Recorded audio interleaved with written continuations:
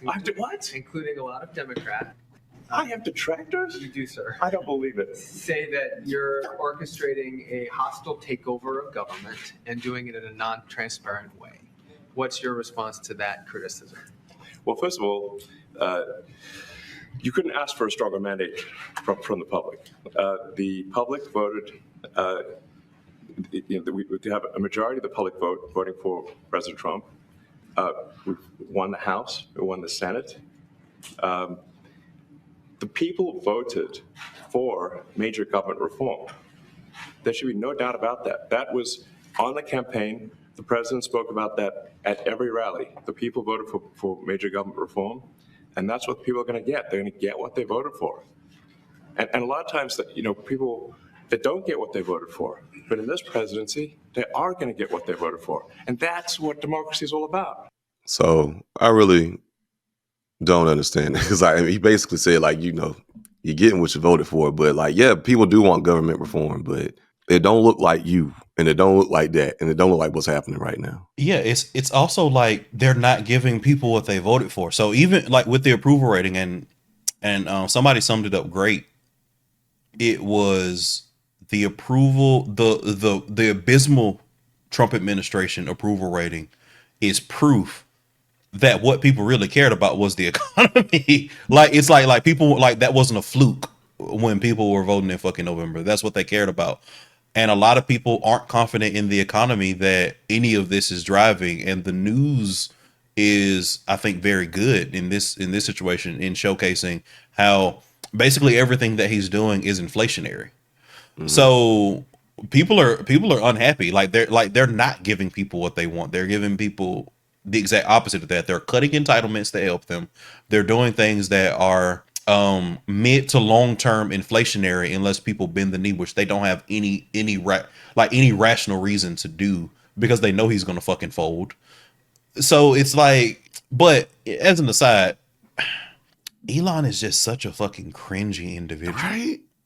He just seems he just seems like somebody who's so desperate for love and wanting, and he goes about that by trying to lean into this edgelord kind of mentality. And I do think he does that intentionally, because people are saying oh, he's stupid. No, I think Elon is, I think it's hubris. I think he thinks that he's so smart, he's so much smarter than all of us, that he can manipulate a situation so that nothing major happens to him. But all of that being said, is I think he's just so desperate for some level of belonging that he leans to this edgelord 4chan bullshit, and he doesn't execute it well, and everybody just laughs at him, other than the 10 fucking 16-year-olds that think he's cool because he said something that they saw on fucking Twitter one time. Right. I mean, honestly, what I think just boiled down, just simple black terms, once lame, always lame. He was lame as fuck way before he got money. And I mean, he is smart. He's brilliant. You can't take that away from him. He is smart, but he is a lame ass individual, and that's why you see him carrying on stage the way he's carrying on. He's just a lame ass fucking individual. Period. Evil lame ass individual at that.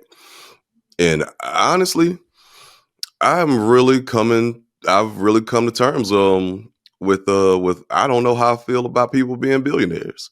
Honestly, because before I was I don't make shit. If somebody can get a whole lot of money, whatever, why not? But I'm really starting to understand the immorality of having so much money and so much wealth and hoarding it and not giving back, so that people can just live life comfortably. I mean, there's so many ways. Honestly, there's so many ways. It could be so damn simple to have it set up to where regular people could afford a house, can afford to buy a home.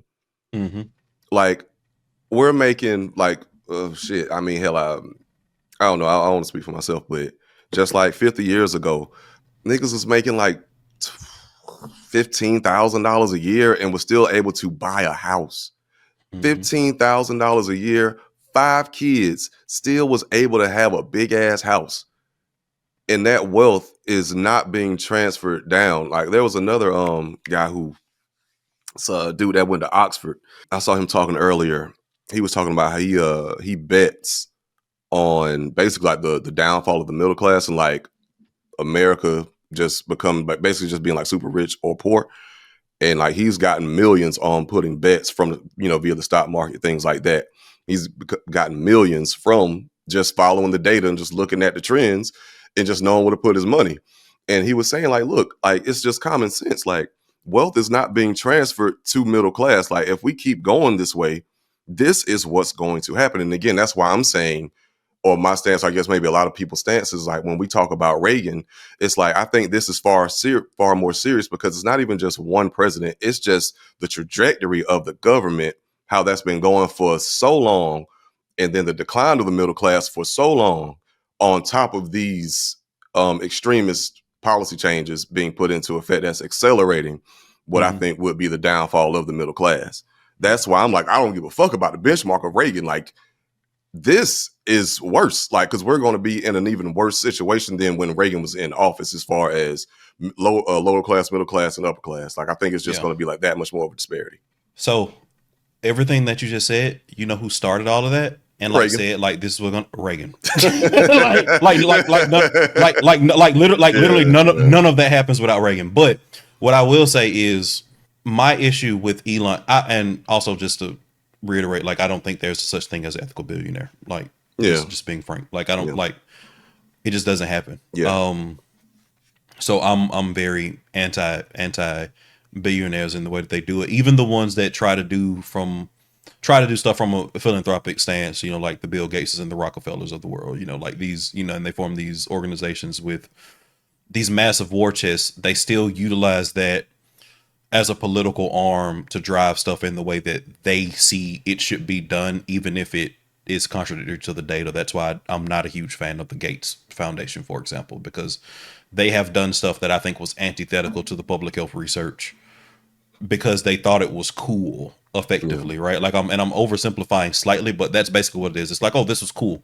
And some of that, again, and I'm not saying that everything they do is bad, because a lot of great vaccine research, for example, came from, the Gates Foundation funding, but and research. But anyway, but ultimately my bigger issue is the fact that the United States government knows how toxic the influence of these billionaires can be, and they continue to court it, right?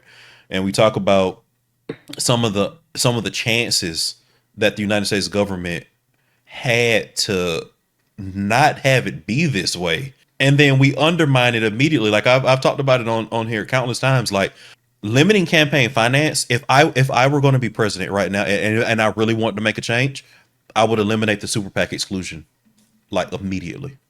Right, like that would be the first thing I would lobby to get rid of. Right, if you take away Elon's ability to say, like Elon has been on record saying shit like, or Trump has been on record saying shit like, if you don't bend the knee with my agenda, you won't be in politics anymore because I'm going to fund your competitor, like through the roof.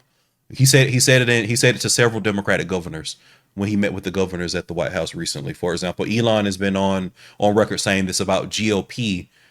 Congressmen and women, like you don't want to support us because you think it's XYZ. Well, I'm gonna spend millions against you, and that's legal with the super PAC exclusion, right? They can buy fucking elections, and if you get into a situation, and I don't believe, and there are a lot of reasons, and I won't get into it, that like this multi-party system that people think solves everything. There are a lot of reasons why I don't think it does, but the one thing that I think most other countries do better than the United States is, like in the UK, you have very clear campaign finance rules where they can't buy fucking elections in the way that we do.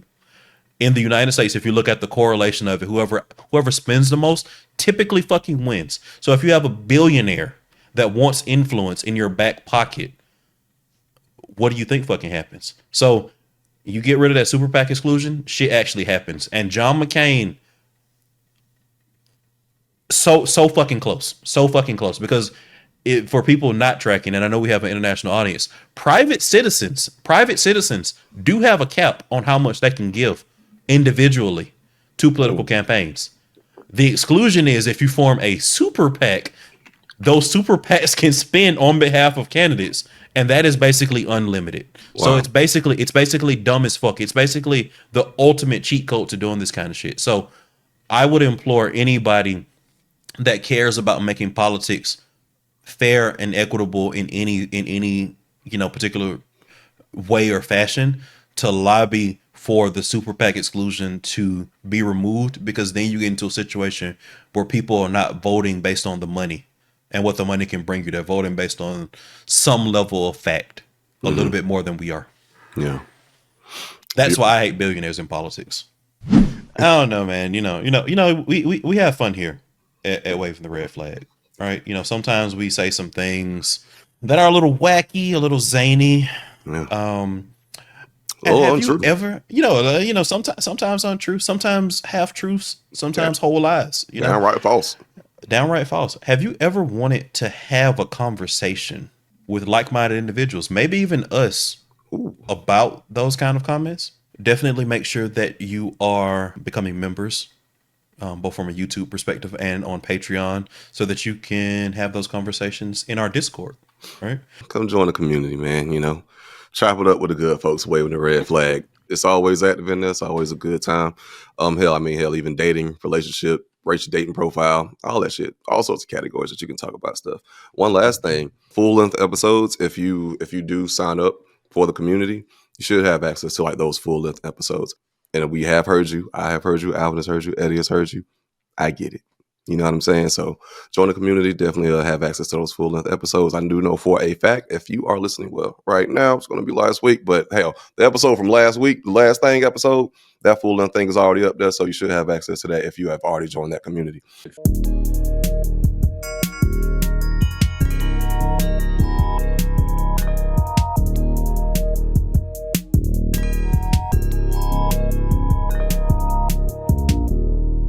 It's a red flag.